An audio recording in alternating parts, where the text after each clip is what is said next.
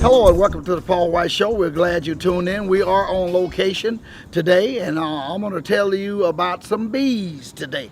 How about that? We're going to be talking about bees, so you stay tuned if you're interested in bees and even maybe some honey. We'll be right back.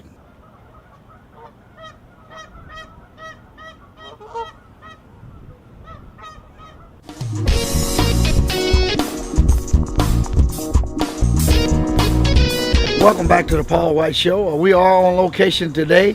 I'm kind of adventurous, so I like to get out of the studio. Today we're visiting a beekeeper, and my beekeeper today is Tinnon. Did I pronounce that right, Sir, George? that's right. Okay, at least I got one thing right on the show today. Hey, thanks for inviting us and Yes, letting us come out. We're gonna talk about bees today. How'd you get interested in being a beekeeper? Honestly, it's just something that I wanted to do. Before I got into actually getting bees, I studied and researched about bees for about 4 years before I built the hive. Before I even went out to try to get any bees, I just researched it and kind of wanted to do it. And got interested in doing it. Mm-hmm. Okay, I know it's a lot of, it's not a whole lot of work, but it's a lot of procedures you have to go through to keep the bees. Now, your bees that you got, what type of bees are they? I have what is called Apis mellifera. I probably butchered that pronunciation, but basically it's a American honeybee, Okay. or Western honeybee or European honeybee. Mine are feral, which means that they were caught in the wild. Okay. I didn't buy them or purchase them. Right. They were all caught wild. Oh, okay. They reproduce evidently. Yes, sir. Okay. And how long is how you got any idea about how many bees it could be in a colony? When you started out, I'm sure you didn't have. How many did you start out with? Well, the first nucleus I had, I call it a nucleus hive because it's small. Okay. Probably had about maybe 6,000 bees. Oh man! And then from start with. Okay. So that's really, it sounds like a lot, but it's really not. Okay. Because that number has grown from 6,000 to probably about 30 or 40,000, maybe 50. And a colony, a mature colony, probably has about 50 to 60,000 bees in the bees colony. in it. Yes, sir.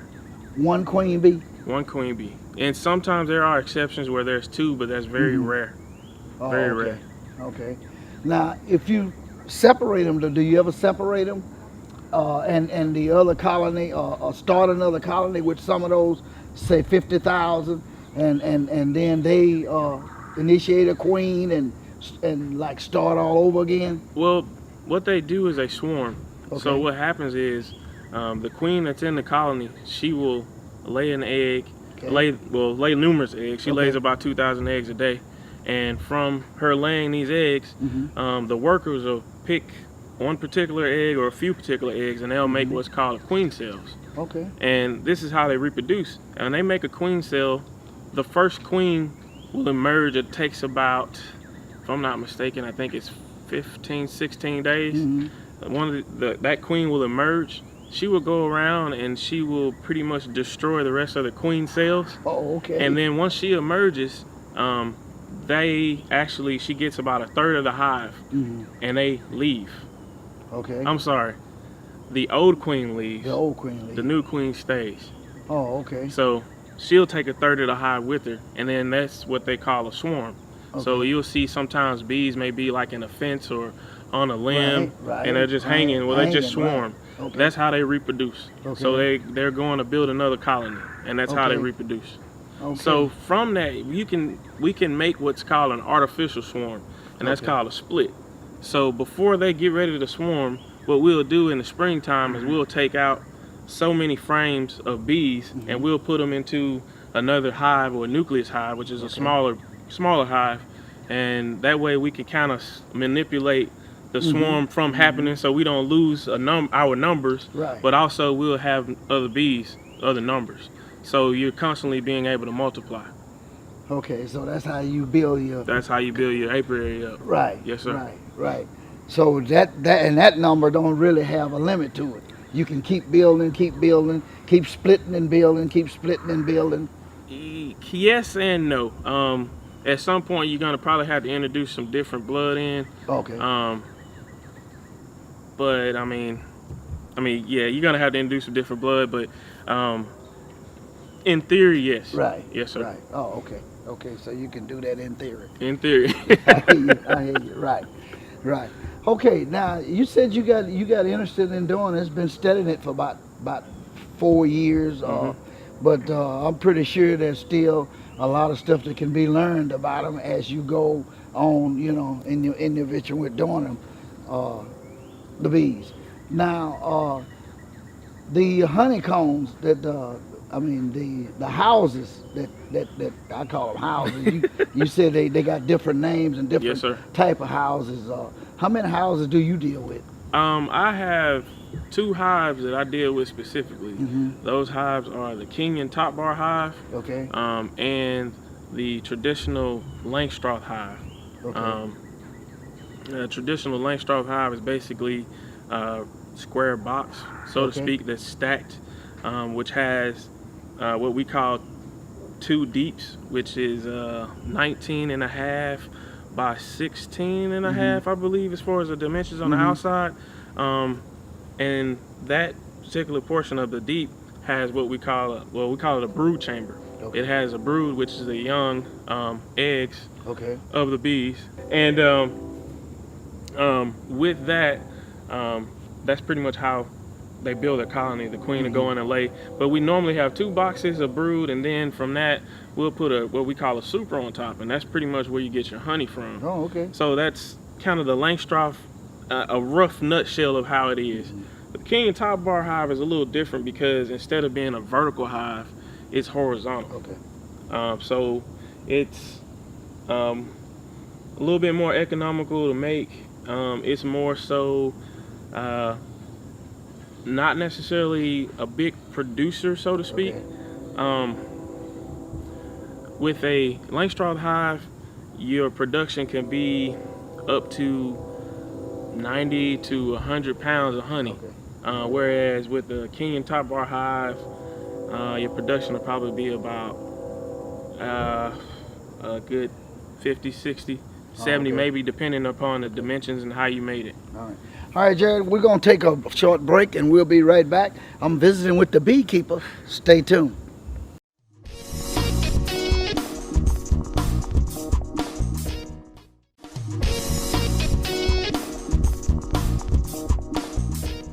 Welcome back to the Paul White Show. We're with the beekeeper today, Jared.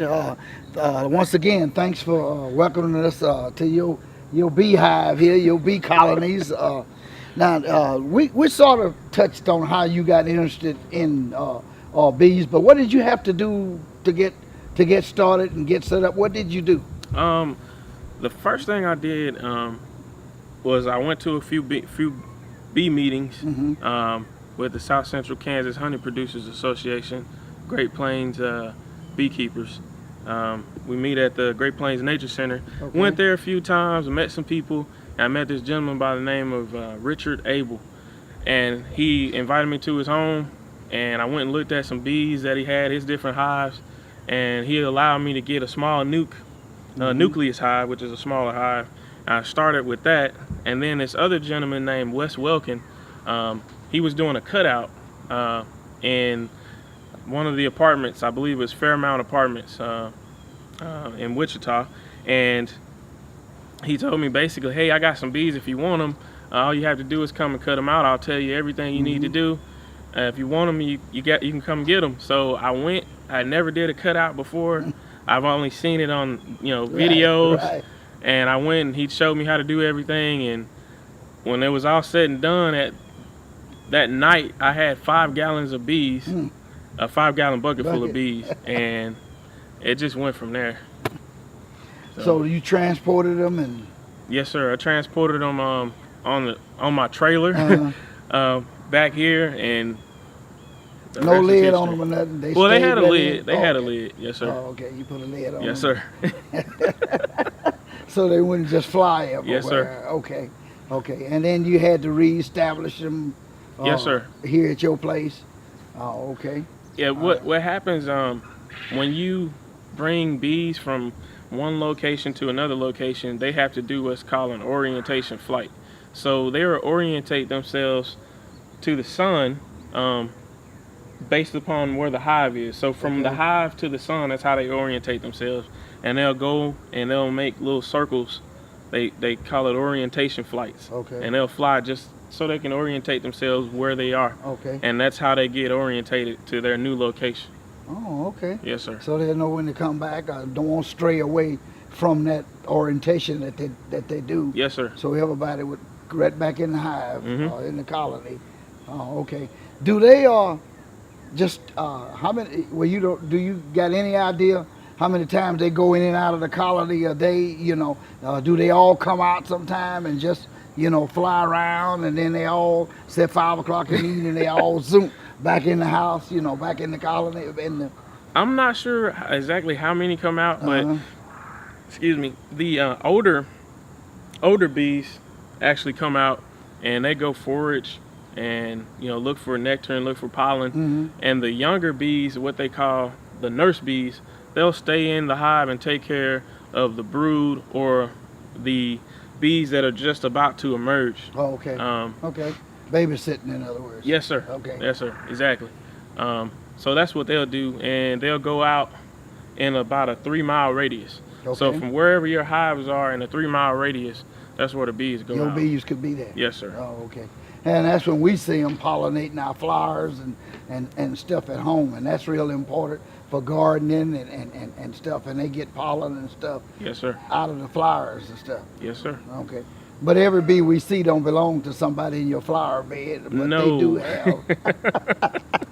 they do have a place that they go back, they return to. Yes. Oh, okay. I mean, they could be in a tree somewhere. Right.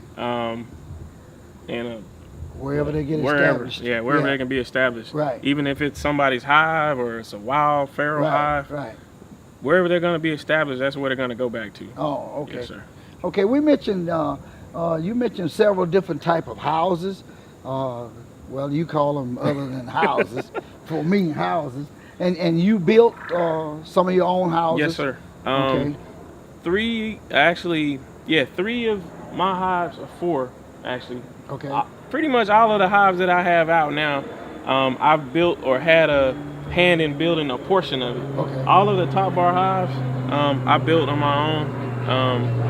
I did get help from one gentleman when I first started. After that, everything I just built on my own. Okay. So it's not complicated. It's actually pretty easy. Right. If you got even if you had a hand saw and that's all you had, Okay. It would take a little while, Right. but you could build a hive, a king and top bar hive with that hand saw. But if you got a table saw, most people have a table saw, most people have a circular saw. If you got that, then you can build a hive no problem. It doesn't take. Yes, sir. And your hive can be, are there any sizes that you would like to keep them in proportion with how many bees you think you got? Yes, sir. Yeah. With the king and top bar hive, you really don't want to get it any bigger than 4 feet. Okay. So 48 inches. The width of it, you can play with a little bit. Okay. Some people, they have what they call honey cows, which is pretty much a king and top bar hive spinoff. It's just a 55-gallon drum cut in half. Okay. So it's pretty wide. So you get a little bit more surface area. Surface area Yes, with sir. them, in the width, and you can get more bees in there because And of more the honey. width. Right, and more Yes, sir. honey. Yeah, evidently more honey. The bottom line, more honey. Okay, Jared, we're going to take another short break, and when we come back, we may be playing with some bees, okay? I hope I don't get stung. Stay tuned.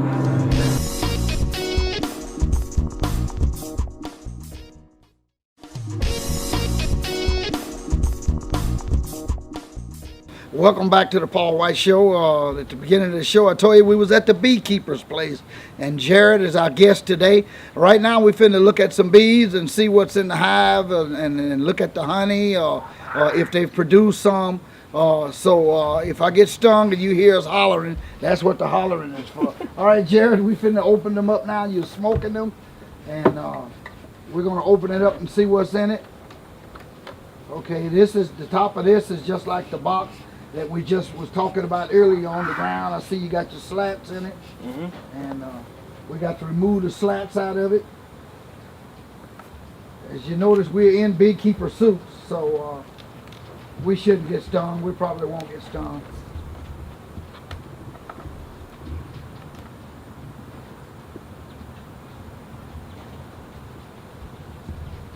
If the queen bee is friendly this morning and don't sick the hive on us, we'll be all right. Oh, we should be all right.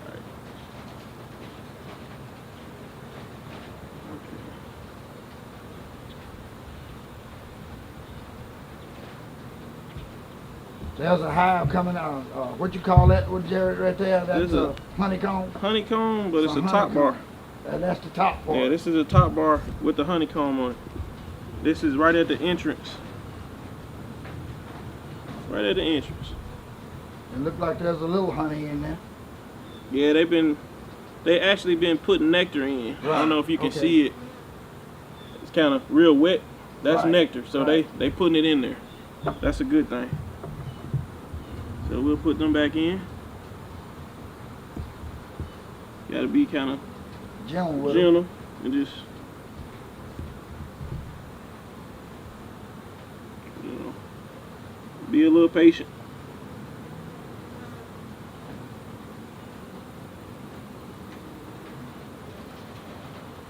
Real easy. Now they won't leave, they won't get very far from this. Right now they're swarming because we disturbed them, but they won't get very far from here now. They probably want to go back in. Okay, I'm gonna have to take one of my spacers out down here. Oh, okay. To relieve some of the tension on it. Yeah. So I can get just a little bit more room. This sticky stuff is like glue. This is what we call propolis. I'll show you some of that here in a second. And it's got antibacterial, antifungal properties to it. Oh, okay. So it's good stuff. But it's glue. It's bee glue, in other words. All right.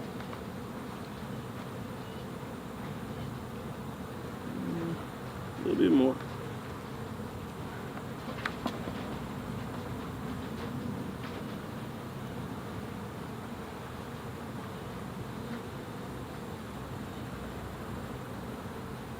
That one's got a few more bees on it than the other one had. I think you had more space bringing them out.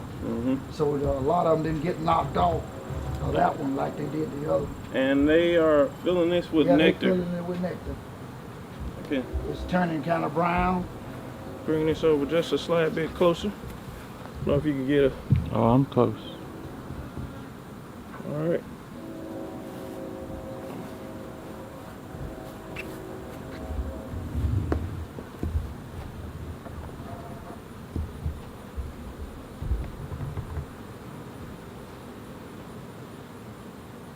How often do you check these? Really about every 2 to 3 weeks. Okay. But it also depends on the season. Right. You know.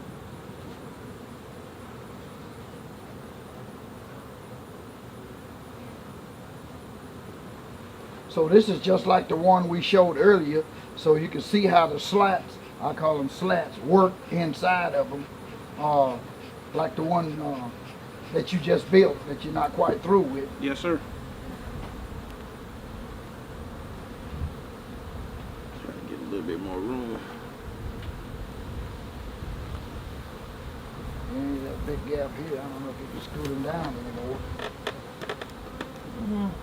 Yeah, I guess I'm gonna have to work my way back. Now the honey in here is underneath what we're pulling out now, looking at. No, actually the honey will be, I'll have to show you. Like this next one I'm gonna pull out has honey on it. Okay. I'll show you what that looks like, you know, with the, take that one out. Give us a little bit more room. Okay. Now this one here has a little honey, but it's not completely full. Right. the top portion of that, Okay. where you see it's kind of white, Right. that is called capped honey. Okay. In the back, Yeah. that's capped honey. So you would either scratch that or press it to get the honey out. But before you did that, you would wait till this whole bar is full. It's completely full. Completely full and looking like that. Okay.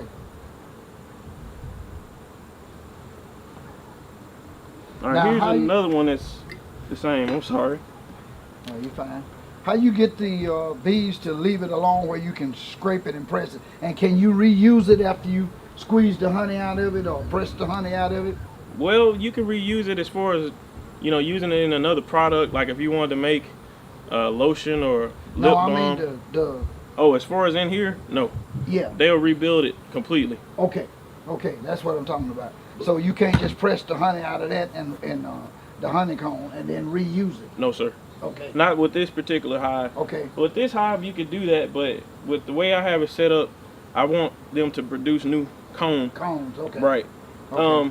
In order to get them off, you use what we call a bee brush, which is this. Oh, okay. In the Langstroth hive, they use a chemical which smells like almonds. Okay. Some of it does. And they'll put it on a felt board, and the bees don't like the scent of it, so they'll leave the frames alone. Right. So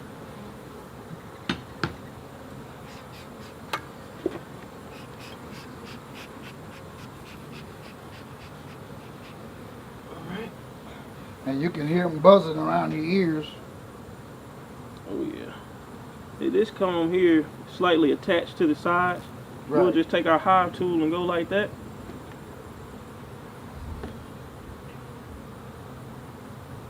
Kind of unattach it from the side there. That way, when we pull it up, we don't break the comb. So now that I have it loose from the side, I can pull it up. If you want to hold this, Right. you can see how heavy it is with that honey. Oh yeah. And that one's pretty. That one's pretty near full. Yes, sir. It's over halfway full. You only got about 3 inches at the bottom of it to go before it be completely full of honey. Yeah, that's got some weight to it. So this hive is actually doing really well. Right. So it probably take what, another 2 weeks it'll be solid? Yes, sir.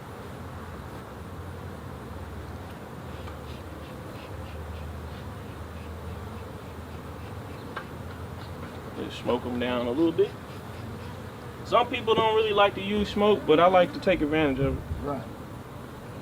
Okay, Jared, is there anything else you need to tell you? We're kind of running out of time here. So that's pretty much it. That's pretty much it. Yes, sir. Yeah.